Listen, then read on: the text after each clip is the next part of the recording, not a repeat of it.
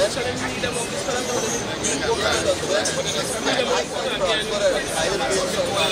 want we money now. We want we money back. What else? We want we money back. We want we money back.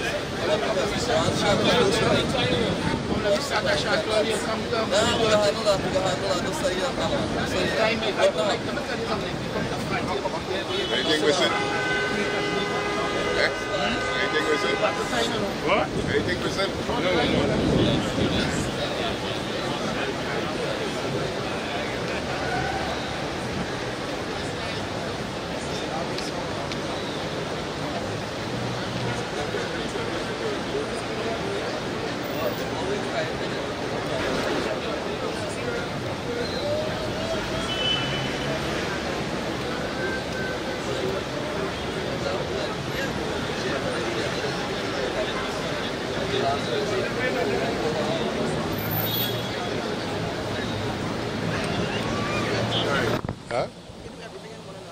You members of the media, and of course good morning to all of the comrades gathered here.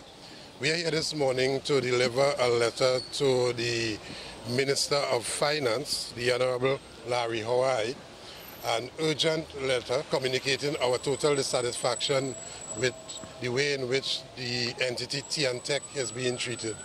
More to the point, the way in which the workers of T&TEC are being treated.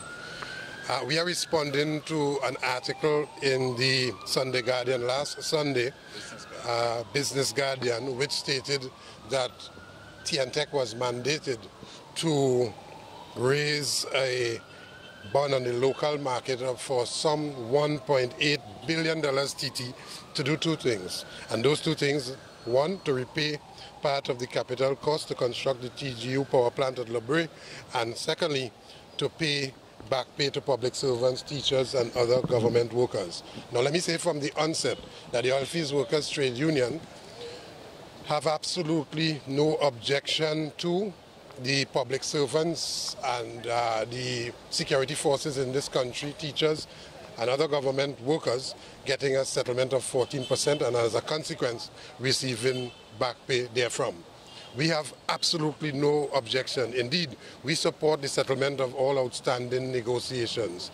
And therefore, our issue is that the T&TEC workers, whose negotiations are currently before the industrial court, what the government sought to do to prevent those negotiations from settling is to have an intervention by the Attorney General on behalf of T&TEC's management and on behalf of the Cabinet to stop that negotiations from settling, and therefore denying workers their just settlement. They delayed the settlement of that issue at the level of the court.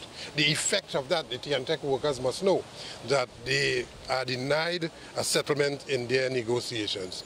But even worse than that, what the T&TEC management did, of course, instructed by their line minister, which line minister has the support of his cabinet and the prime minister. They instructed that a job evaluation exercise, which job evaluation exercise the union won in the court, and the court ordered its implementation. They instructed T&TEC to appeal that matter. So in both situations, you now have T&TEC employees being denied their current and up-to-date rates of pay, and of course their negotiations being settled. And as a result of that, workers are existing, screaming, kicking, attempting to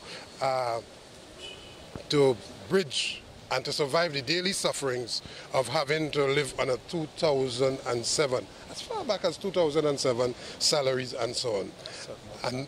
And we have at T&TEC some 7 outstanding collective agreements. Now, all of this put to immediate lie the information that they continue to put out, that which talks about the settlement of negotiations, which talks about the treating of workers in a respectful way. None of the above is true. And in the case of the OWTU, it seems that the T&TEC workers are being punished. They are being victimized. They are being singled out for some type of negative impacting action by the T&TEC management, supported by the government and its prime minister. Because there's absolutely no way anybody can explain anything to the contrary when, in the face of the fact that stare them in their face, that they continue to not have their settlement at the level of the negotiations and at the level of the job evaluation exercise. But even what is even worse than all of this is that the T&TEC workers now are asked to shoulder the burden of a huge $1.8 billion debt. To do what? To pay a debt that is owed by TGU, which is a standalone and can pay its own debt, but they are called upon to repay that debt and also to pay for the settlement of the public servants. I did make the point that we are not against, in fact we support the settlement of the public servants negotiations and so on, and therefore they ought to receive their back pay. And may I say at this juncture, all workers, T&TEC workers, workers in the public sector, workers in the security forces, private sector, all negotiations ought to be settled before anybody come to them asking for a second term in office. We demand that all negotiations settle before the 7th of September. And it is wrong to have the T&TEC workers make this sacrifice and at the same time deny them their timely and just settlement. And so we want to communicate to the Minister of Finance this morning these sentiments. And if there's any semblance of fairness and equity and decency with him and his government at this moment, well, they will pay close attention to the injustice that is meted out to the T&TEC workers. Today, in this country, workers are seeing absolutely no type of justice when it is the said workers who are called upon day and night to turn the wheels of the economy. And more precisely, may I say too that without the T&TEC workers and their essential and valued input to this economy cannot go one step or 1 inch. And therefore, our input into this economy, our vital input into the economy of Trinidad and Tobago ought to be respected and it ought to be rewarded. And that is what we are about. But we are dealing with some people whose only interest is to themselves and also to their finances and their friends. They are busy making all kinds of arrangements as we speak to ensure that long after the dust is cleared on September the 7th, that they would continue to reap the ill-gotten rewards. Ours is an honest demand. We are not begging anybody for anything. We demand that these negotiations be settled. We demand that this whole ill-gotten, ill-conceived process be reversed, and so that T&TEC will be freed up from plunging into any further financial difficulty. Also, we wish the public to remember that high-ranking government officials also received, despite the fact that they had amassed great wealth through corruption, they also requested and received reduction in rates with respect to their application for connection of electricity and so on. So all of these things are occurring, and at the same time, the ones who make it possible, those workers are asked to meekly wait and murmur not. At this point in time,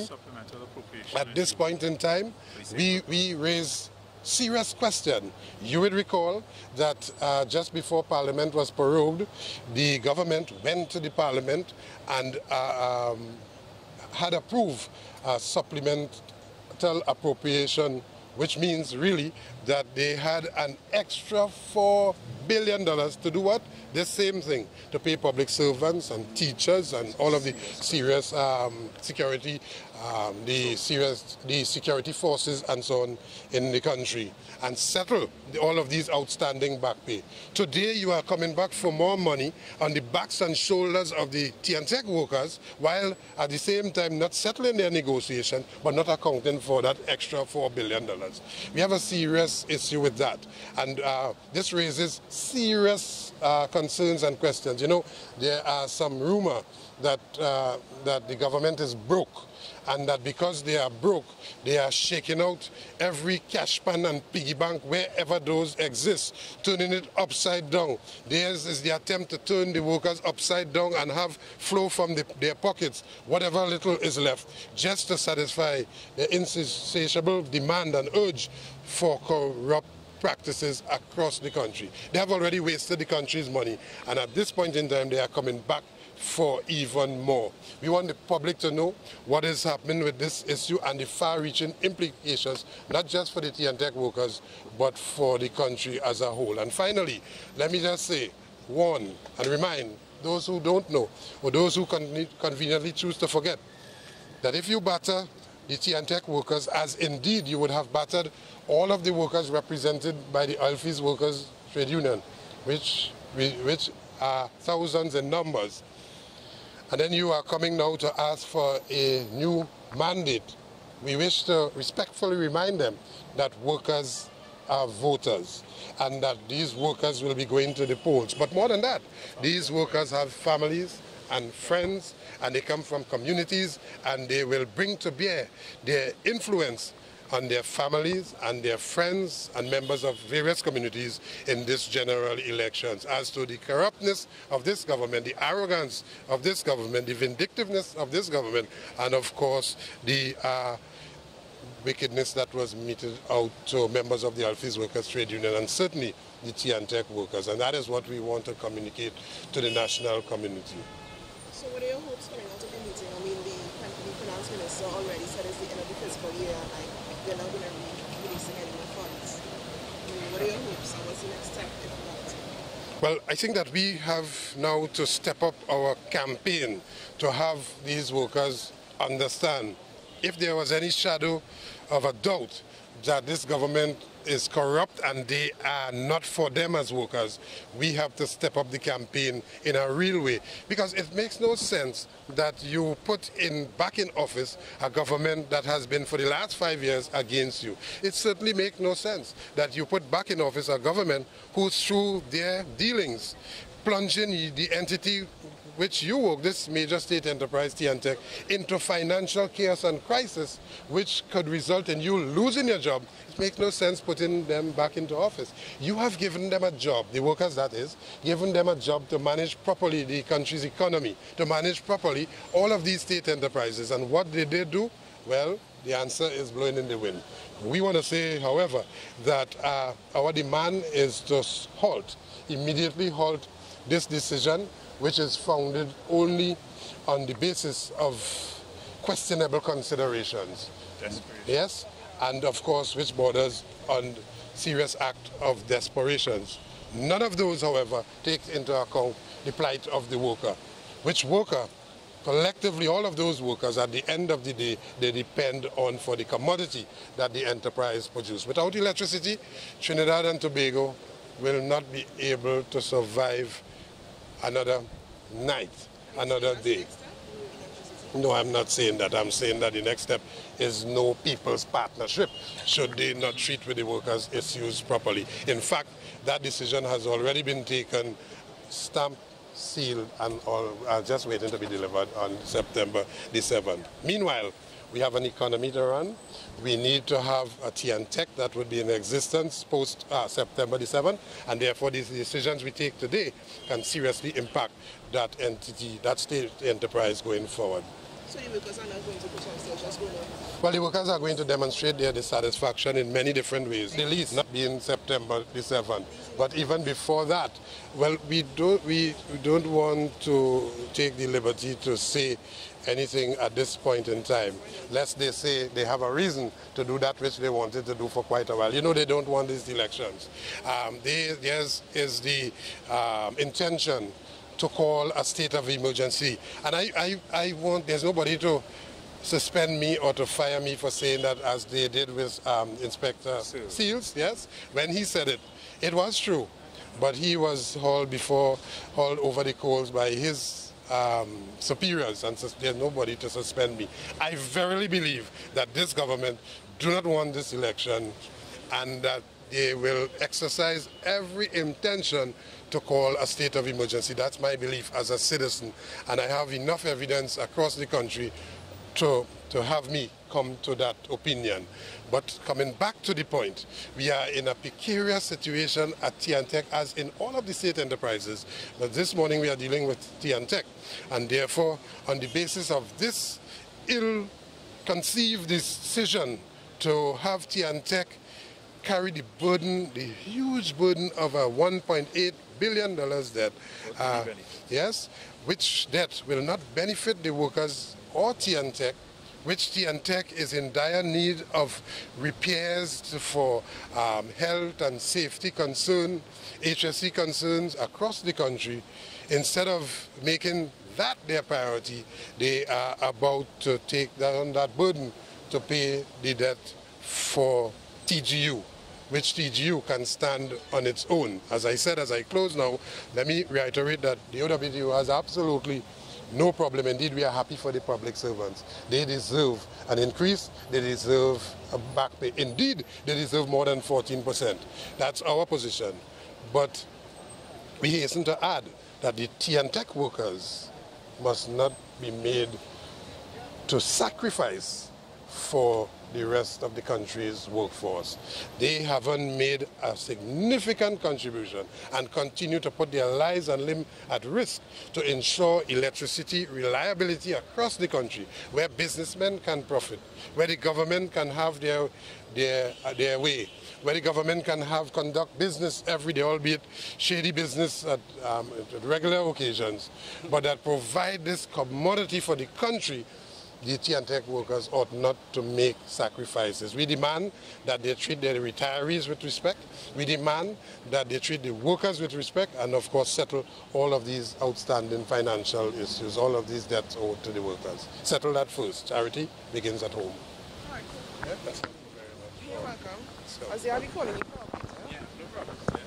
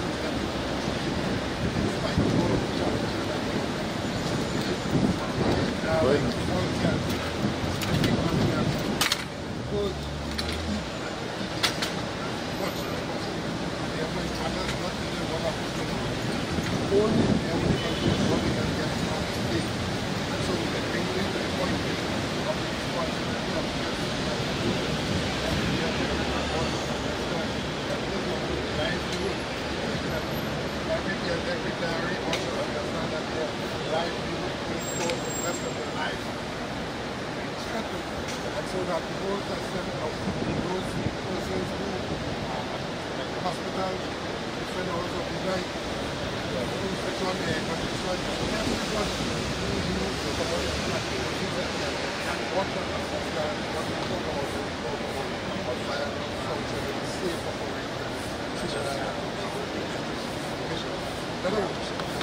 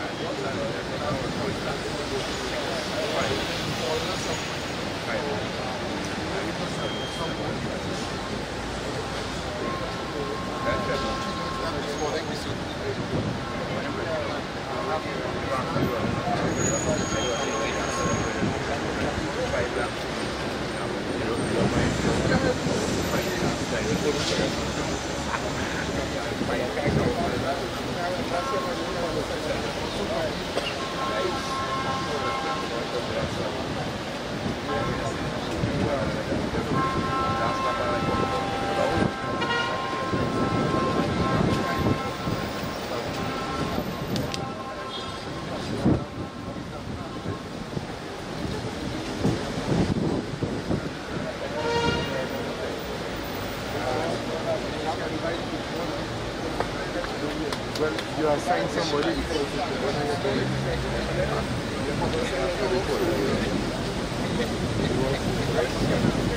but I want to know what alright, but you'll tell good on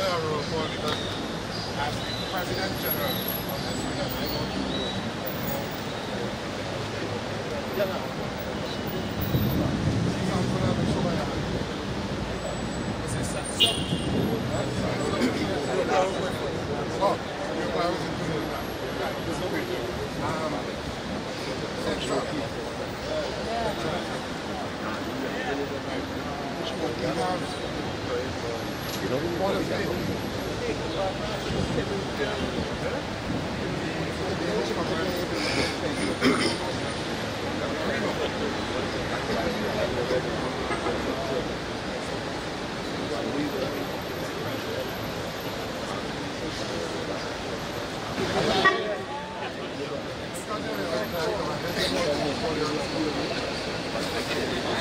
Pass me some, pass me that. Yeah, we have three. And look behind you. Come here. You actually understand the thing. I'll make the point. This is not silly. We will discuss that when we are talking. Being charged. We're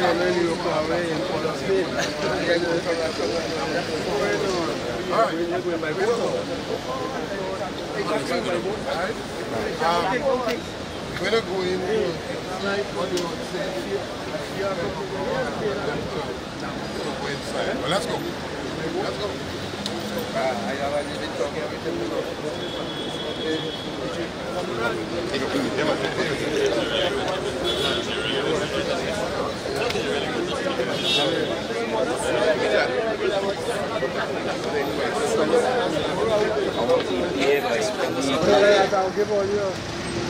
we son have all of that already. Yeah.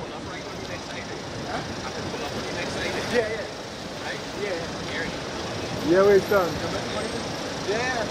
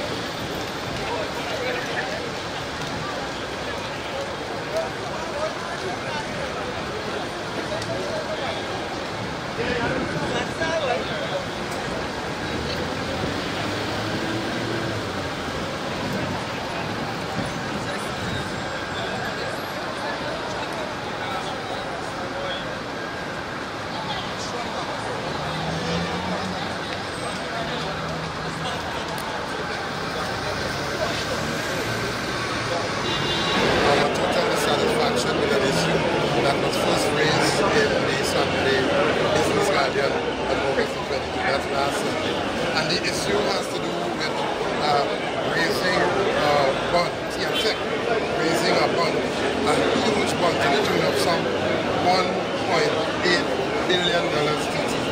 Now, a number of things are wrong with that. One, the purpose, as stated, is to repay part of the capital cost to construct the TGU, the power plant at Burke, and the other part is to pay back pay to public servants, teachers, and government workers. Now, let me say from the onset that the Oilfields Workers Trade Union have absolutely no problem with public servants receiving their increase and also receiving their back pay. Indeed, we believe that they should have received that a long time ago. As a matter of fact, we feel that they deserve even more than that. Our issue here is that while they use T&TEC and T&TEC workers, because T&TEC is not an abstract entity by itself. T&TEC is all of those equipment and the people that make it function. And therefore, any debt that be repaid by T&TEC, it comes on the backs and shoulders of the T&TEC workers.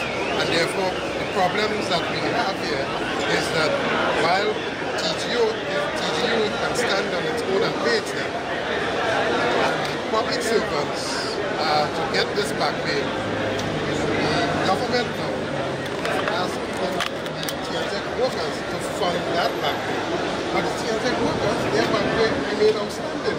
As a matter of fact, the government intervened in their negotiations at the level of the industrial court through the Attorney General from being settled in a timely manner. Now, in addition to that, they would have appealed the industrial court's decision, judgment, to have implemented a job evaluation exercise. Now we're talking about 7 collective agreements here at T&TEC. The vast majority of workers are impacted. The government denies them through its line minister, through its board of directors and so on, instruct that that matter be appealed, denies them the settlement, and at the same time they are asking T&TEC workers to repay a huge debt.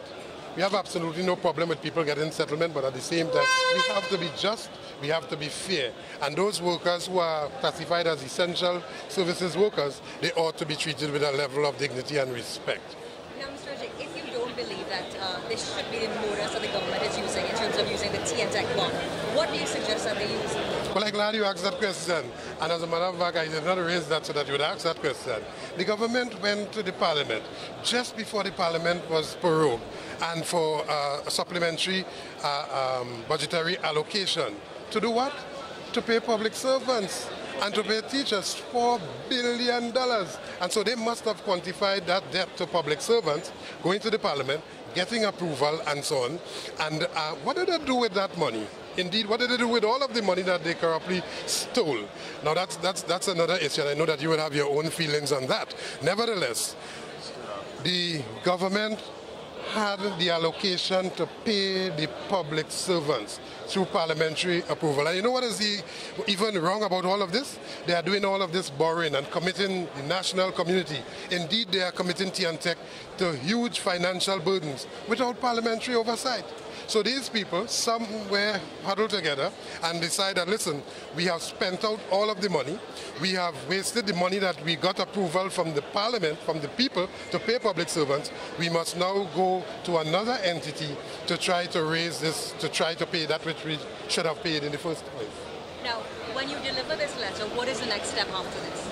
Well, there are some things that we can say, and there are some things that we ought not to say, except to say that the government is looking for every conceivable reason to call off these elections because they are not ready. A view I know that present company may not share, but a view that we hold dearly, because we maintain that Inspector Seals was right when he made that statement, except to say that there's nobody to suspend me from saying it. I verily believe that they want to call a state of emergency to delay these elections. Now, I want to ask you also, yesterday there was an agreement that the Labour movement signed with the People's National Movement. Can we assume that the Labour movement is now endorsing the People's National Movement, or is it all the unions that you are affiliated with? Well, I'm not too sure. Your media house was represented at that conference. Yes. Did you review the report? Yes, we did. Because we made the point emphatically at the top of our discourse that this is not an endorsement of the PNM, nor should it be confused to be an endorsement of the PNM or any other political party. As a matter of fact,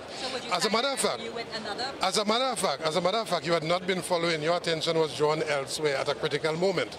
And yes, yeah. Well, you know, I take that as a measure of trying to herd me in a certain direction. I will answer the question in the way in which the OWTU believe it should be answered. There's a lot of confusion being created right now with misinformation, and we ought not to assist in the peddling of that misinformation. We have had numerous discussions with both the PNM and the ILP. Indeed, we were having discussions with the MSJ, and since MSJ is not in the running for the general elections, we are now moving to sign that memorandum of understanding with both the PNM and the ILP. And we hasten to add, it is not an endorsement of either party, except to say that we have a duty and responsibility, a profound one at that, to examine every single political party vying for governance in this general election, except the People's Partnership or whatever is left of that, right. And for obvious reasons, and I will come to that in a moment. We have a duty and responsibility to examine their policy on labor. And so in that type of interaction and so on, we put forward the workers' agenda, which workers' agenda the People's Partnership had as its responsibility to implement, and they failed to so do. So what assurances do you have, if you've been burnt before by governments and successive governments, that this will be different? Well, you are admitting that we were burnt by the UNC government. You have said that you have been burnt. I'm quoting what you have said. So if you have felt that you have been betrayed or burnt, what assurances do you have that things will be different? Well, there can be no assurances in that regard, except to say that we want to deal with people at a level of integrity and morality and so on in public affairs. We now have something to hold the government to. We did not have anybody signing on to anything before, because what we did, we sent certain people on a mission. You would recall we sent the Minister of Labour on a mission.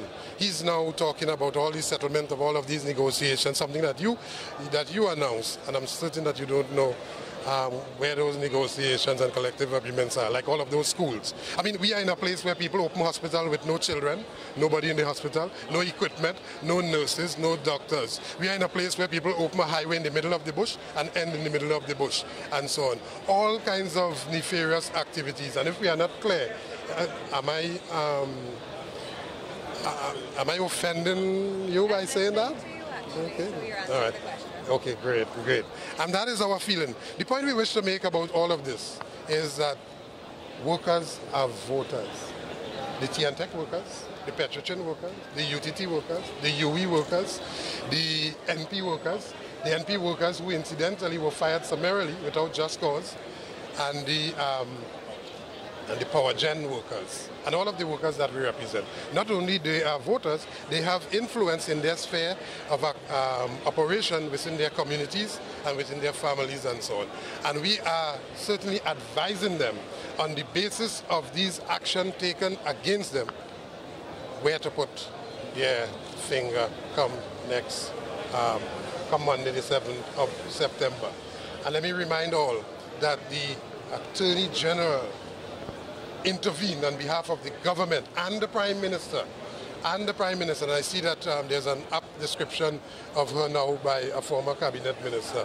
And we agree with that, needless to say. Yeah? They instructed that the T&TEC matters not be settled. They instructed that the Petrochin negotiation not be settled.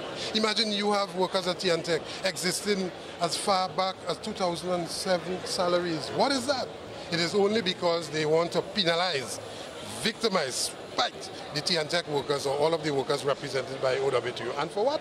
Because we are not prepared to sit idly by and allow the corruption to not be identified, to not be allowed the abuse of power and authority to not be identified. In other words, we are remaining consistent. And to answer your other question, we will continue the militancy and consistency regardless of what government is in power, and hold them to their duty to the people of Trinidad and Tobago, and certainly the workers. Was there any sort of deal struck for the MOU, for that agreement to be signed between because you're saying that the People's Partnership has burnt you before in the past. I'm asking what assurances that you'll have that any person assuming government office will not do the same. And then if you answer your detractors, was there any sort of deal that was struck to sign that agreement? Well, first of all, we do not subscribe to the word deal. That is a term that has been epitomized by the People's Partnership and whatever is left of that. Theirs is only deal. These trade unions that are represented by the Joint Trade Union Movement, which incidentally represent a broad section of trade unions, not from NATOC only or not from Phyton only, and it represents trade unions across the country's workforce, all of the sectors, and therefore we don't make deals. It is a memoranda of understanding setting out the principles of governance, which was not defined in the last arrangement, which we believe that we were dealing with people who we sent on a mission would have completed that mission. Instead, they defected to enemy territory. And that is what we had to contend with. We are not endorsing, we are not sending anyone. We have something to hold them to account, and we will do just that as we go forward to ensure that workers get justice in this country. Let me just say again, for emphasis, that the T&TEC workers are not classified as essential services workers by guess. Yeah? That if you remove them from the equation, what will occur is a removal of the commodity that they produce. They are very important. And so when you go to the dark room and you press the switch, you expect to see electricity. That comes because you have diligent, competent, experienced T&TEC workers willing to put their lives and limbs at risk. Yeah? When the government make huge deals and so on, after having made those deals in shady, dark corners, put on the lights, it is the T&TEC workers that ensures that the light is restored. And we are saying that those workers who risk their lives and limb daily to ensure that this occurs, to ensure that the wheels of the economy turns, that they ought to be treated fairly. Don't you find it's a bit disrespectful and highly immoral that they are now asked to carry the burden of paying other people while their own salary is to remain outstanding? It seems like provocation. I'm sure that the good person that you are, you will not disagree with that. Thanks, Mr. Roget, for the interview. My opinion is not that important. Yes. Thank you very much. Thank you, Ozzy. Good.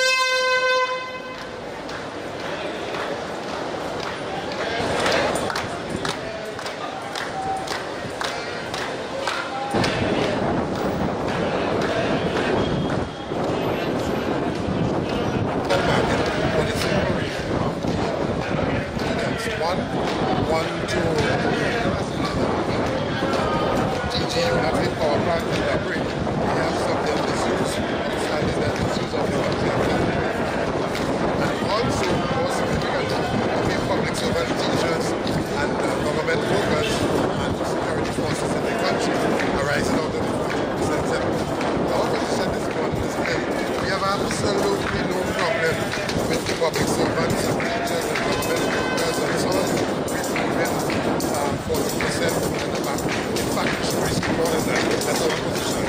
But we hasten to add that how can you use T&TEC to pay that debt when at the same time T&TEC program negotiation remain outstanding? 7 collective agreements at T&TEC as far back as 2007 because of working on outdated wages.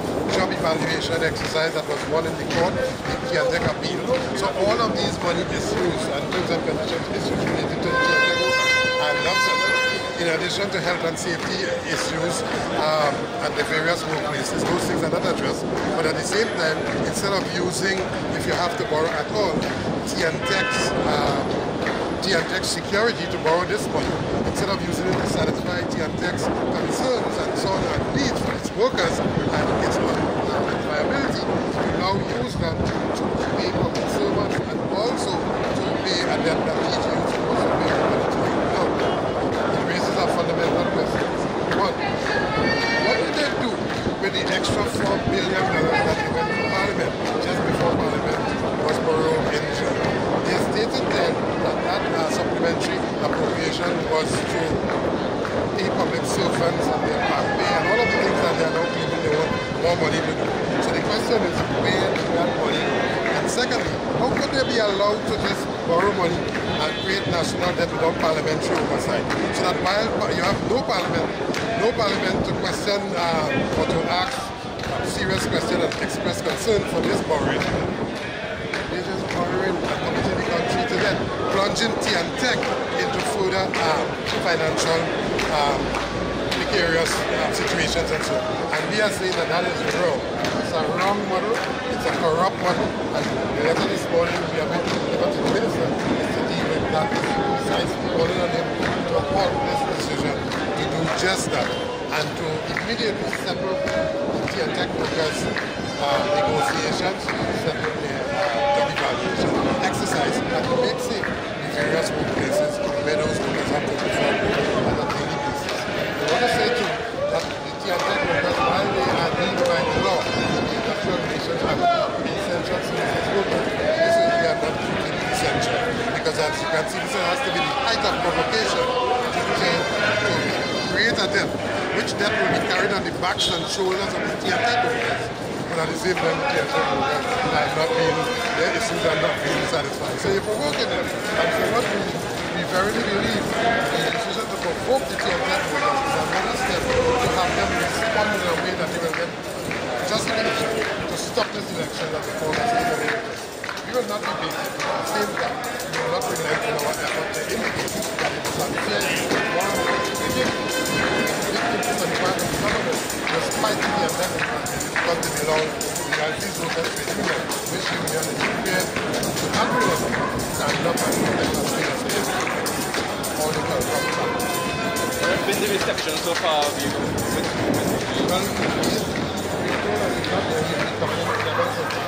Well, he had collaborated that we want to deliver this letter to him in his hand, and we will be called when he arrives. And we hope that that is not too long from now. But I can tell you, this will not end here. Certainly will not end here. Workers are voters. Workers have influence in their family, because it's in their family. Because among them, their family and relatives, they are also voters. And if it is that they are doing things to threaten the viability of an entity where I work, certainly threaten my job security and the viability of me sustaining myself and upkeep my family. And therefore they come from communities where they carry a certain level of influence. And so we intend to bring every effort to bear on the outcome of these elections, because we will marginalize, mistreated, ill-treated, and so on over this 5-year period by a vindictive government, and they ought to be reminded of that as they go to the polls, among other things that we do.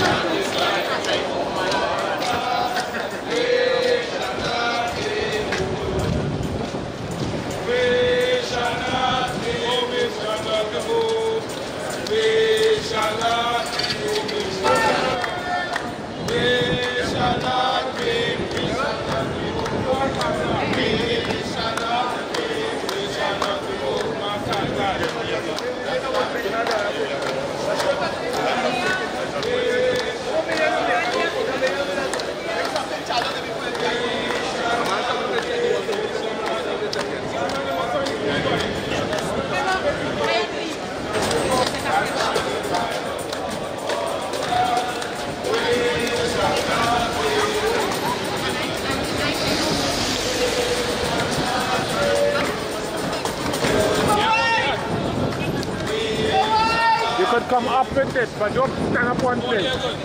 Yes.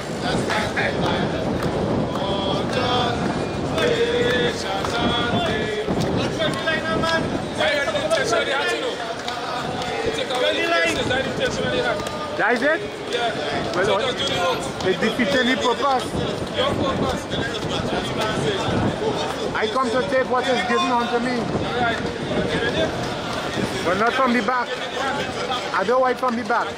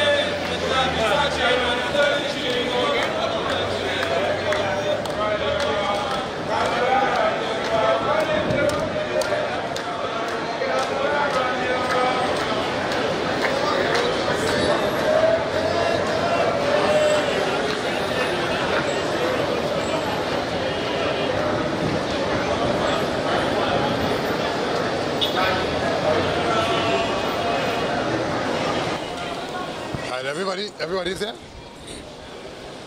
Yeah? All right, comrades.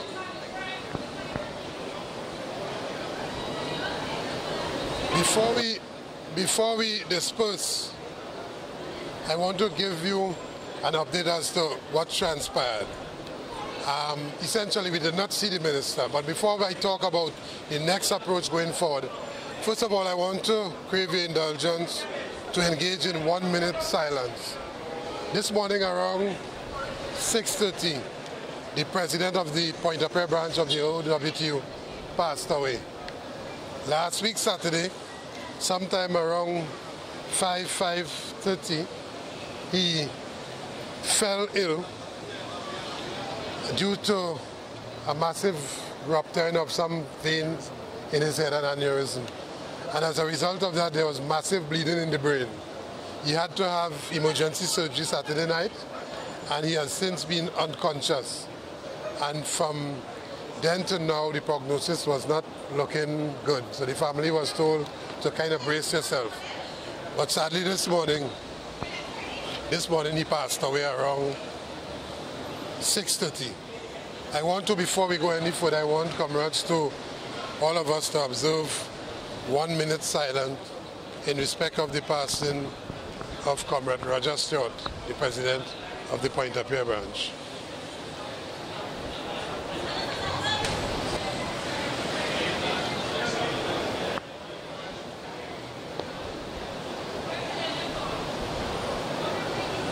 Thank you very much, Mayor. So comrades, we attempted to hand deliver this document in the minister's hand.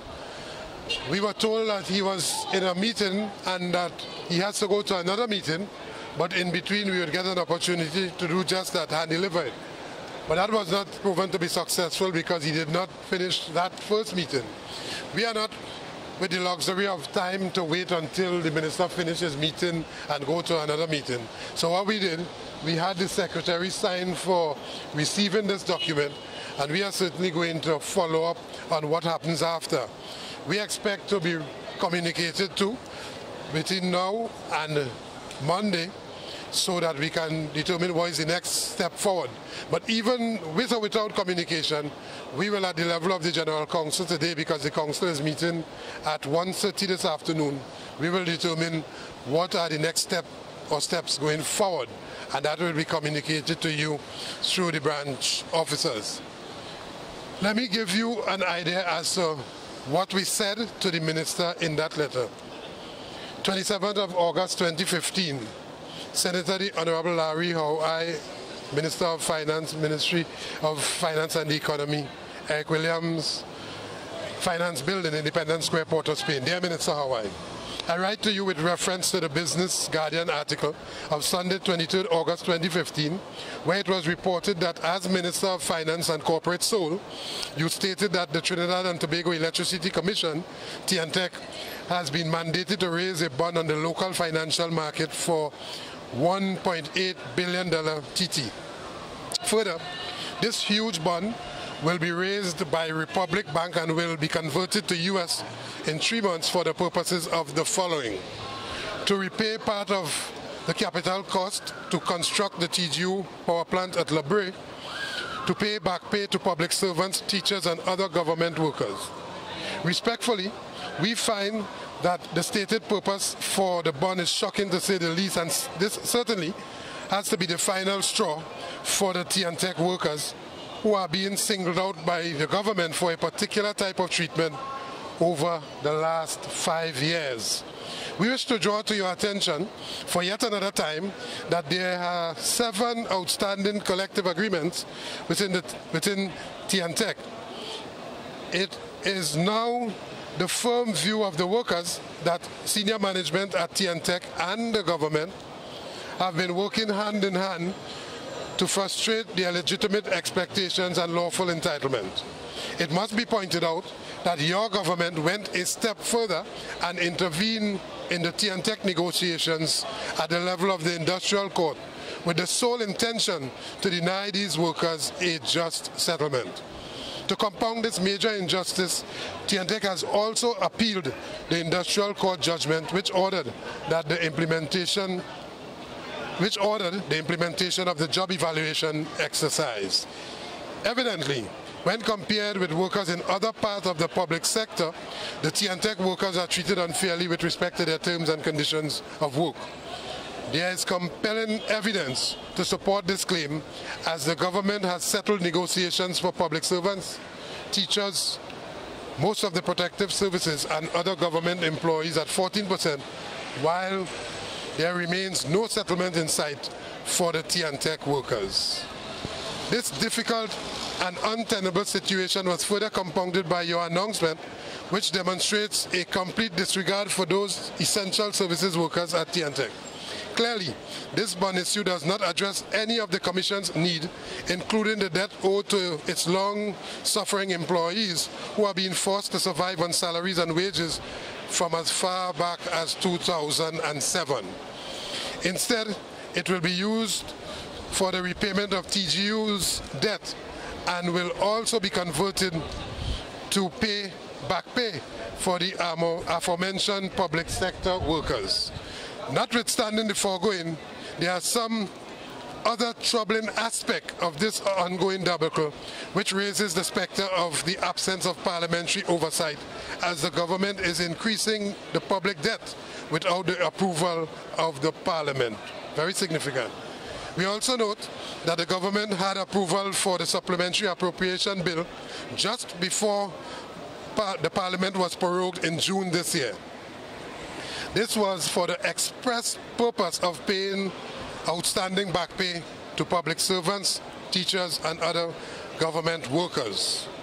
This raises serious questions about the validity of the reasons advanced by the corporation sole in justifying this policy bond issue. In addition, the government is also putting T&TEC at risk, having to repay this huge $1.8 billion TT dollar loan, for which T&TEC and its employees will not benefit. The OWTU strongly maintains that all workers deserve to be paid fairly and therefore has absolutely no objection to the wage settlement with the public servants and other public sector workers.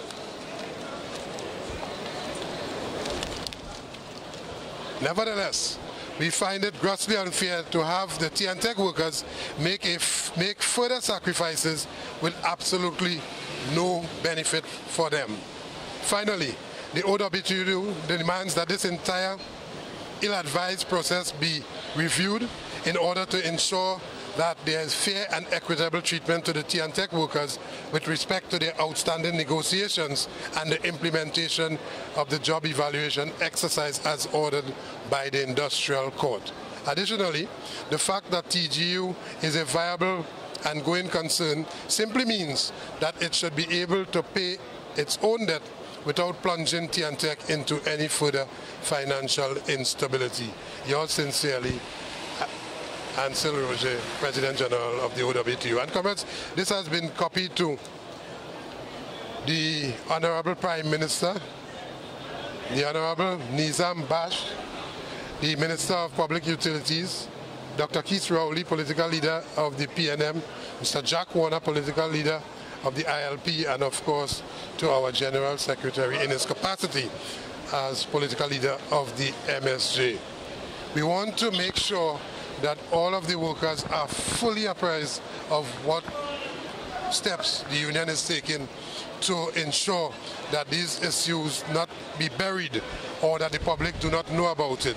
But they themselves ought to know and mount their own individual campaign around this. In other words, every worker has a part to play in this issue at this critical moment. I made the point earlier that this is not a time to be divided. This is not a time to have interbranch, one watching the other. This is not a time for anybody to feel that they're better than the other. This is a time to understand that all of us are under severe and serious attack, so that it is the responsibility of all of us to respond. They have threatened us on numerous occasions. The last information I got is that they sent out some circular trying to threaten the workers, saying that the workers take industrial action. I responded to the media by saying that the workers have not taken any industrial action. What is simply occurring here is that the union, supported by its members, accompanied by its members, some of its members, come to deliver a letter of serious concern to the Minister of Finance, which letter has to do with the viability of the state enterprise that the workers are employed. And therefore this is not an action against T&TEC or its management. It is simply pointing out the folly and the corrupt nature of this decision and the unfairness, the inequity, and certainly the attack as we see it on the T&TEC workers, as indeed other members of the OWTU. Simply by virtue of the fact that we are prepared to continue to stand up and identify all of the wrongdoing of T&TEC and other state enterprises. So let them continue. They would like nothing better for this deal to go through and for the workers not to know and for the public not to know, and so that they would get no response. That will not happen. We are going to respond in manners that we choose to respond, and they would not pick a fight for us or tell us or telegraph any punches that they expect us to respond and to fall into their own trap. But to respond, we must respond.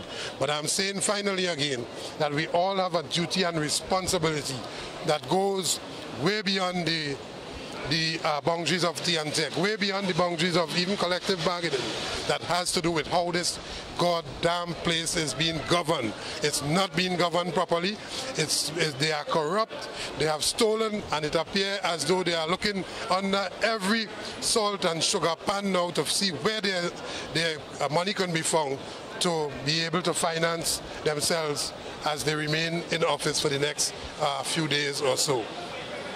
They certainly run out of money. They run out of money. And as they run out of money now, what they are attempting to do is to commit T&TEC to further debt at the expense of not satisfying the needs, the urgent needs of its workers. T&TEC is not T&TEC by itself. T&TEC is not abstract. T&TEC is not just the poles and the installations and so on. No. T&TEC could never be T&TEC without all of its workers actively at work, ensuring that the commodity that we produce benefits the national community. And therefore, if we do that on a daily basis, and we do, as a matter of fact, we are recorded in T&TEC as being the most efficient public utility in the country. And I want comrades to always remember that as you put value to your labor and you demand a proper remuneration for the labor that you produce at great risk. And so if we can produce more reliable than all of the rest of them, it stands to reason that we are the first people to be in line to be served when they come to treating workers fair and equitable and so on. But that has not been the case, and certainly our response will continue. We will respond to this government or any other government that attempt to treat the workers unfairly. Ours is the mandate to stand up and to call a spade a spade. So that was our purpose here today. We are awaiting a response, but we will not forget. We will not forget. We must not forget. Sometimes we forget too quick.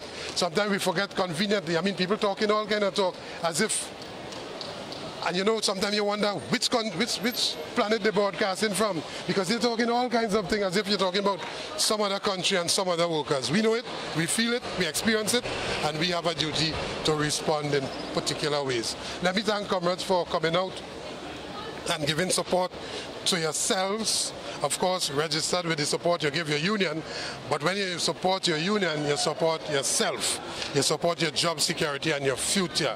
And so I want to thank comrades for coming out and giving us that support here today. Yeah?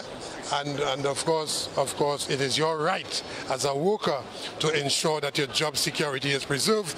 And if it is that you are working in an environment where you are unsure about your employer's ability to make that environment safe, if it is that you are working in an environment where you are uncertain about your employer's ability to ensure that you are paid properly, you need to address that issue. When you get short pay, and you go to your various line management and so on, and if it is that they are doing something to affect your pay, to affect your pensions, to affect your job security, well, certainly if the line management, they are instructed to do that, we certainly have to waste no time with them, but go to who are giving those instructions. And that is what you did today, and for communicating that to the national community in this whole electioneering season, notwithstanding all of the confetti and the balloons and all of the distractions, you are focused on what is your issue. I want to thank comrades for coming out today. Thank you very much, and have a safe trip home. Let me just advise comrades, the branch officers, we go straight to our General Council meeting that is supposed to start at 1:30, where we will discuss this issue as a matter of priority and determine what are the next step forward. The General Council is certainly going to make a statement on this issue. Thank you very much, comrades. Yeah?